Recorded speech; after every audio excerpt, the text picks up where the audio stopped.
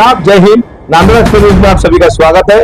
ऐसी ही खबरें देखने के लिए हमारे नांदुरा एक्सप्रेस न्यूज चैनल से जुड़े रहें। बुल्ढाना जिले के एक पीपल गांव राजा में युवा मंच की तरफ से गांवकरियों ने सभी ने पत्रकार परिषद रखते हुए अपना मसले को मीडिया के सामने रखा है। आज की तारीख है 9 अगस्त 2026। इन्होंने इनकी बात रखी है कि साफ सफाई को लेकर, रोडों को लेकर, पीने के पानी के मसले को लेकर कई गंदा पानी पीना पड़ रहा है।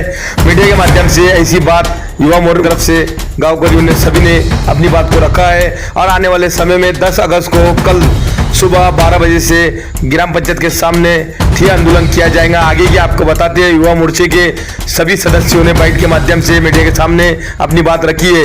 ऐसी ही खबरें देखने के लिए हमारे नांदुरा एक्सप्रेस न्यूज चैनल से जुड़े रहे। आपको तहसील विभाग, नगर परिषद विभाग में कुछ भी समस्या होती है तो नांदुरा एक्सप्रेस न्यूज के मुख्य संपादक राजेश शेख से संपर्क किया जाए। अगली खबर में आपको बहुत जल्द मिलेंगे। आगे आपको बताते हैं मीडिया के माध्यम से क्या कहा है। यहाँ पर करोड़ों रुपए निधि स्वच्छता अभियान से आई है और 7 साल से कचरा गाड़ी आई है। वो कचरा गाड़ी गांव में नहीं दिखी, अपहरण हो गई है। कंप्लेंट ग्राम पंचायत के लोगों को की गई है, पर अभी तक वो कचरा गाड़ी गांव में नहीं है। ये सबसे बड़ा भ्रष्टाचार है। भ्रष्टाचारी ये हमारे देश का बहुत गंभीर समस्या है। भ्रष्टाचारी मैं सिर्फ पिंपलगांव राजा की हद तक नहीं बल्कि जितने लोग सुन रहे हैं मैं उनसे ये निवेदन कर रहा हूं कि आप अपने अपने गांव में भ्रष्टाचारी पर खुलकर बोलिए। सर, आपने पत्रकार परिषद अभी की है, राजा को लेकर क्या समस्या चल रही है?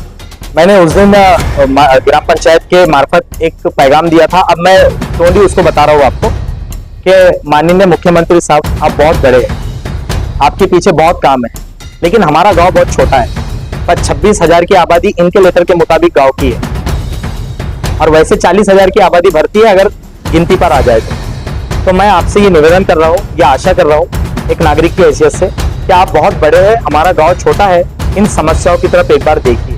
और ये जो लोग इस समस्याओं से रोज दो चार हो रहे हैं, इन पर आप कुछ ना कुछ कार्रवाई करें। मैं कह रहा हूं कि सिर्फ समस्याओं का समाधान ना हो बल्कि आरोपी पर कार्रवाई भी की जाए, ये हमारी मांग है। ये जनता के काम होना चाहिए, ये हमारी मांग है।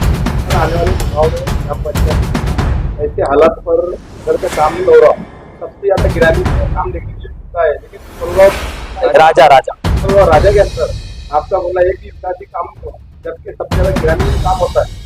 तो आने वाले समय के अंदर जनता क्या चाहती है कि बदलाव चाहती है ग्राम पंचायत? जनता ने अभी मूड बना लिया है। अभी हालांकि निबंधक नजदीक है, उस पर जनता फैसला करेंगी क्या है, लेकिन जनता ने ये फैसला कर लिया है कि जो जनता का नहीं है जनता उसको लौटने वाली है, इस बार धक्का देने वाली है। ये जनता का फैसला हो चुका है और इसका परिणाम आप इलेक्शन के बाद देख लें।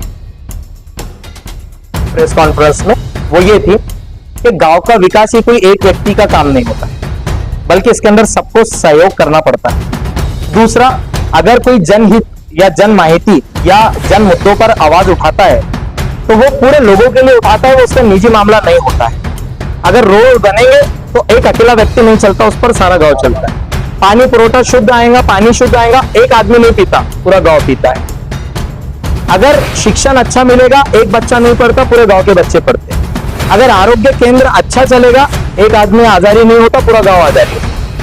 ये किसी एक का निजी मामला नहीं है, इसमें गांव के सभी लोगों को हम आह्वान कर रहे हैं कि आप अपनी आवाज को उठाइए उस समय तक, संवैधानिक तरीके से, जब तक आपकी समस्याओं का समाधान नहीं हो जाए। ये हमारी एक आपसे निवेदन। आखिर में आप गवर्नमेंट वाले जो वरिष्ठ हैं वो फिर राजा की जनता से क्या कहना चाहेंगे लास्ट में बोलूंगा मैं एक बात। फंडिंग के बारे में बहुत आ रही थी कि भाई युवा मंच को फंडिंग कौन कर रहा है, इनको पैसे कहां से आ रहे हैं, क्योंकि यस, आपको फंडिंग कौन करवा रहा है, कहां से पैसे आ रहे हैं, कौन पैसे दे रहा है, कौन सी पार्टी पीछे है, ये आरोप आए दिन लग रहे। हमने उसके ऊपर आवाज भी उठाया। 300 रुपए का बैनर लगाने के लिए, 500 रुपए का माइक लगाने के, हम इतने भी कमजोर नहीं है कि अपने जेब से हम गांव के जनहित के लिए इतना भी खर्चा ना करें। एक पहली बात। दूसरी बात, फंडिंग का सवाल उन लोगों से क्यों नहीं पूछते हम, जब निवडणूक आते हैं और 3-3 हजार रुपए बांटते वोट के, उनको फंडिंग कहां से आती है? भाई जब मेंबर पूरे चुनने जाते हैं और सरपंच की बारी आती है, इनको गांव से गायब करके कहां रखा जाता, कौन सी होटलों में रुकाया जाता और इनको क्या लालच दी जाती, इनको पैसे कितने दिए जाते, इनको फंडिंग कौन कर रहा? भाई इस पर सवाल हम क्यों नहीं करते? अरे जनता, आप जागो, आप है लोकतंत्र में, government of the people, by the people, for the people है। आपकी है ये गवर्नमेंट, आप पूछिए ना इनसे फंडिंग कहां से आ रही। युवा मंच को फंडिंग की जरूरत नहीं है अभी फिलहाल, जब फंडिंग की जरूरत रहेंगी तो हम लोगों से ये आज मांगेंगे, हम भिक्षा आंदोलन चलाएंगे, हम लोगों के सामने अपनी झोली पसार देंगे कि ये गांव के मुद्दे हैं, इसके अंदर पैसे डालिए।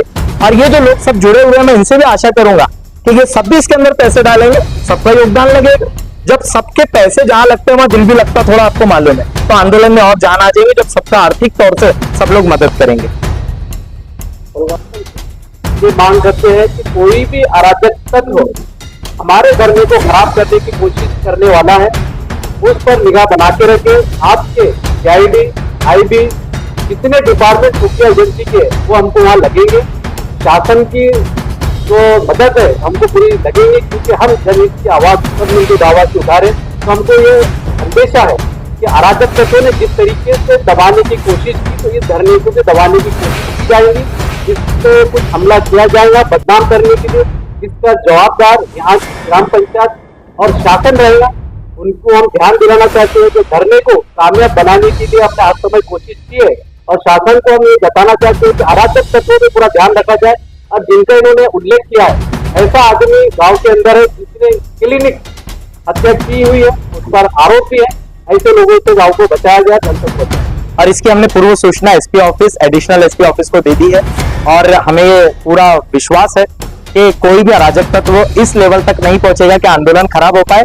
क्यों? क्योंकि ये जनता के हित में है और जनता इसके साथ है, ये आंदोलन के साथ।